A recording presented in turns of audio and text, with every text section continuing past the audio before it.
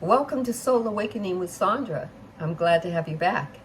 We're going to look at dogmas and old stories and old paradigms in a different frame. I want you to look at it in a frame of you being worthy of knowing where the playgrounds are that house your old stories, your old paradigm, your old dogmas. And it doesn't matter if it's religious, it doesn't matter if it's personal, it doesn't matter if it's professional, it doesn't matter if it's your hobby time or friend time or family time or whatever. It doesn't matter. We're just looking at you and that story.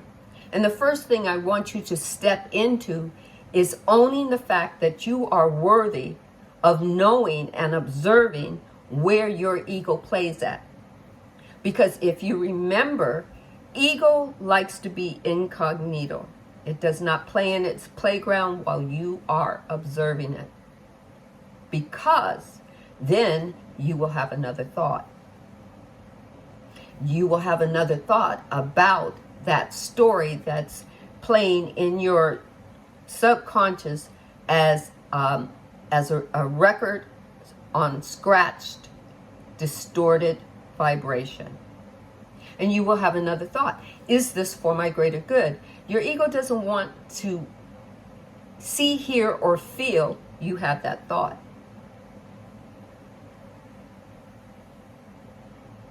Aha, right? We see it in this lens. You are worthy to observe your own mind and the stories that it's sifting and sorting through as it's trying to keep you safe. And that's what your mind is doing, because remember, the last episode that we were on, your ego is not your enemy, your mind is not your enemy. It might not be your best friend, it might not be your bestie, but it's definitely not your enemy. It was with you when you were born into this duality, into this dimension. It's with you when you found out, or you are finding out about your soul's connection with you. It's there all the time. Okay? Mind consciousness was there when the universe became conscious. It's only in this third density that it's become very protective of you. It wants to keep you in a bubble, in a box, or in a prefabricated four-cornered wall.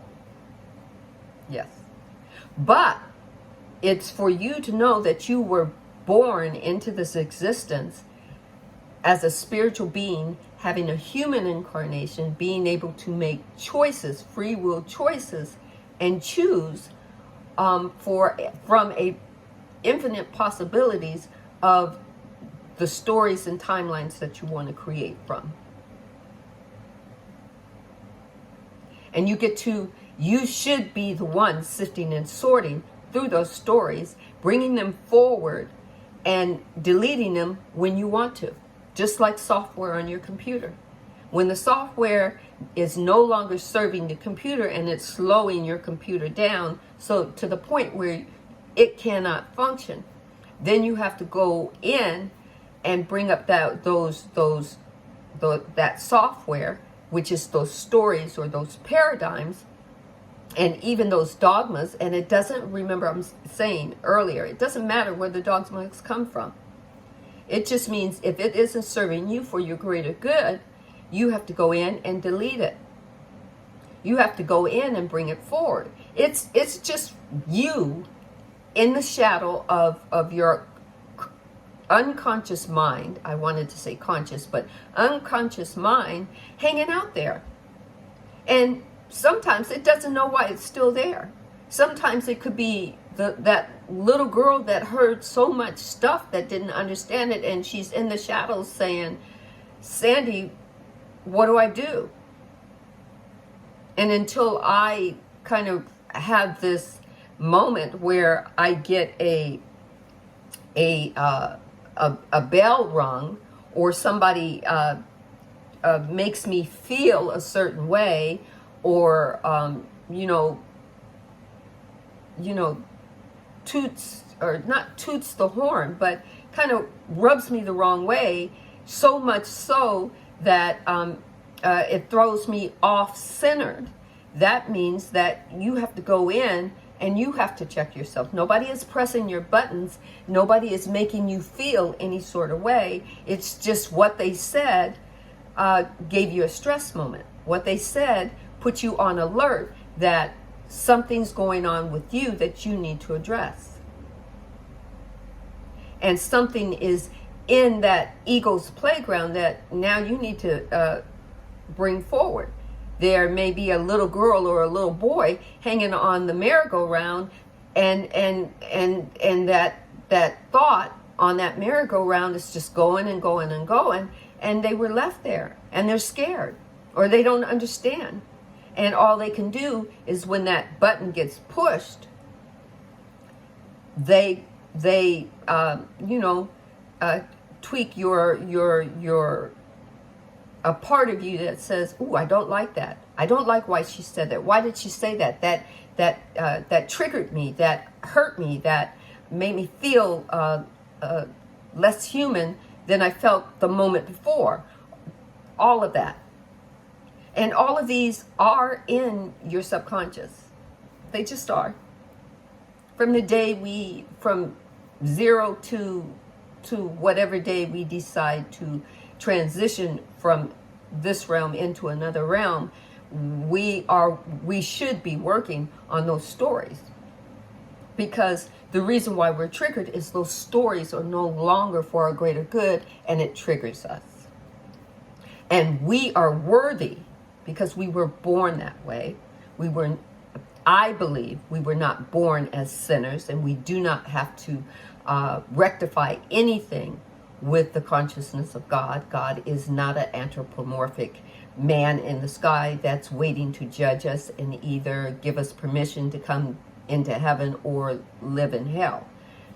I believe that we are all creatures of the consciousness of God, and we are living our human,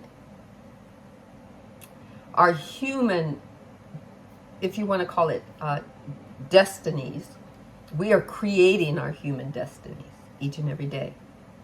We have this great big book, and every time we're done with the chapter, we open another one. So we're these divine spirit beings that decided that they wanted to have a human incarnation because they're on a spiritual journey, making their way back to God to show God, this is you as Sandy, me. This is you as Charlie. This is you as Duchess.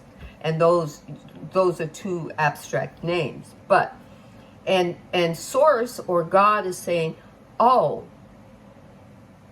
I get it, I understand. There's over 7.7 billion people that God is moving through, in, and as. Right? And we've got all these magnificent,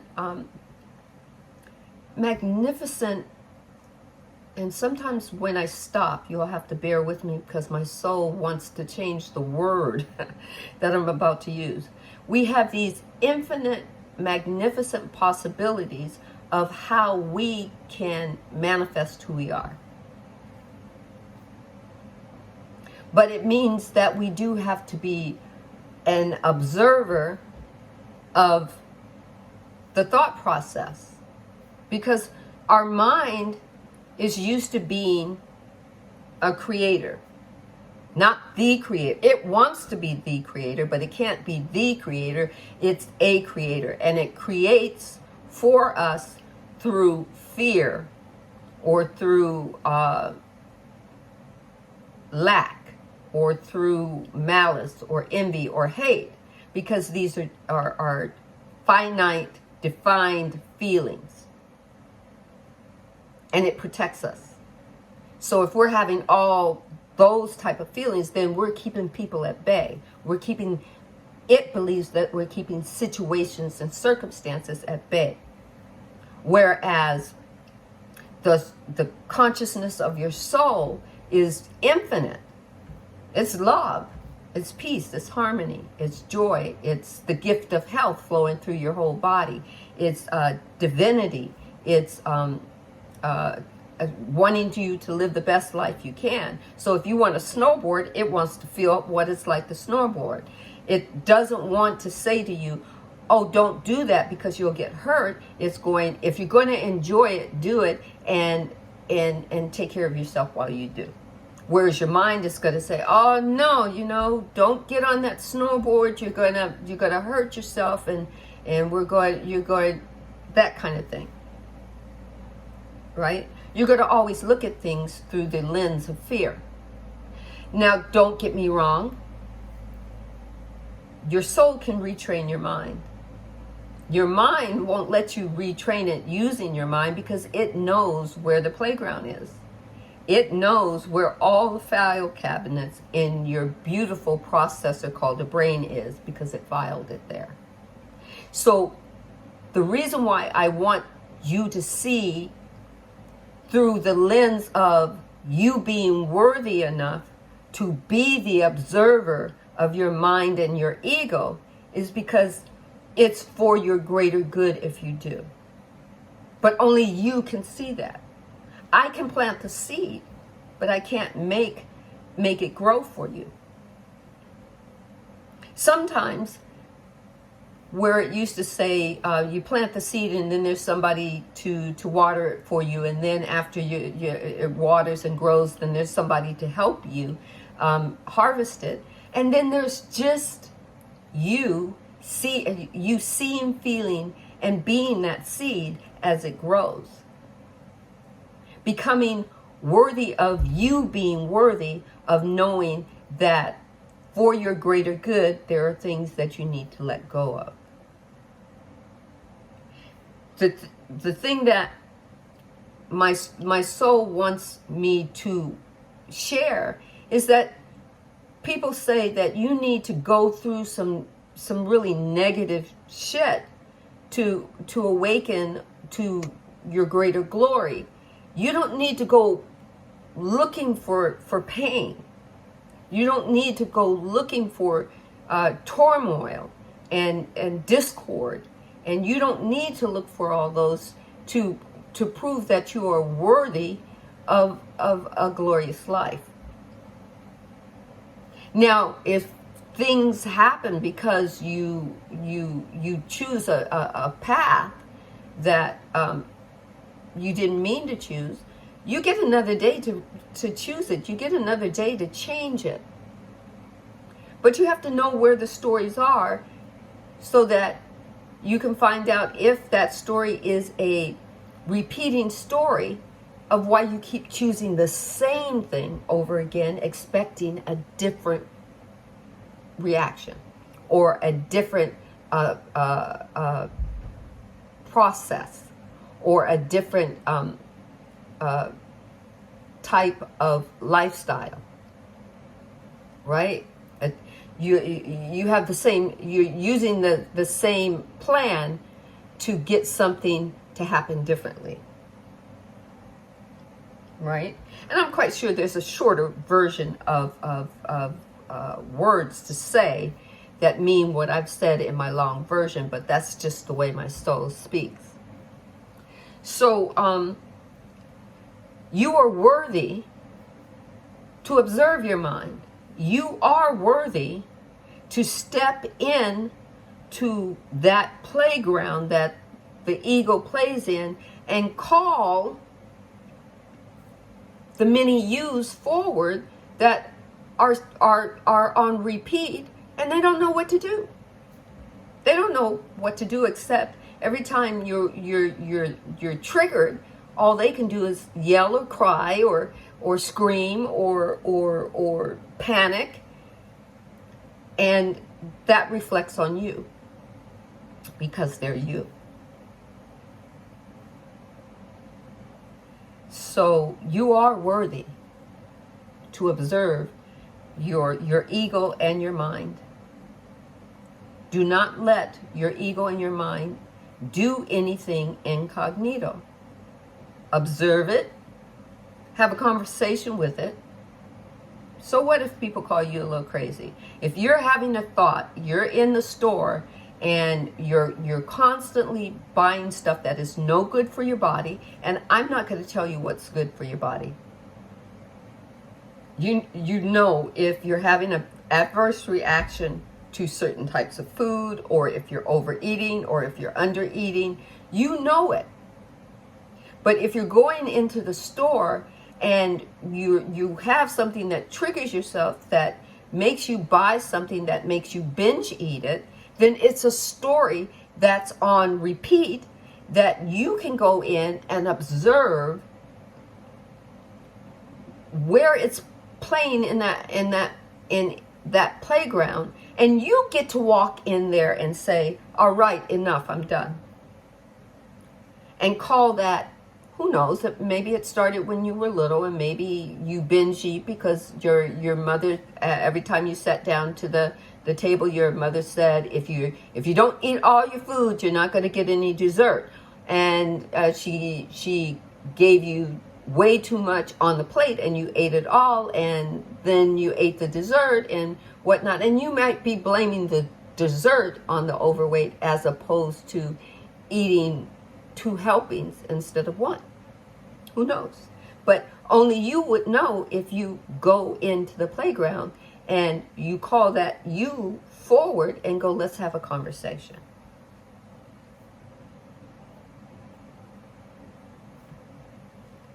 You know, and there's so, I just use 1 or 2 stories, but each individual person has literally a plethora of old stories that are on repeat in their subconscious.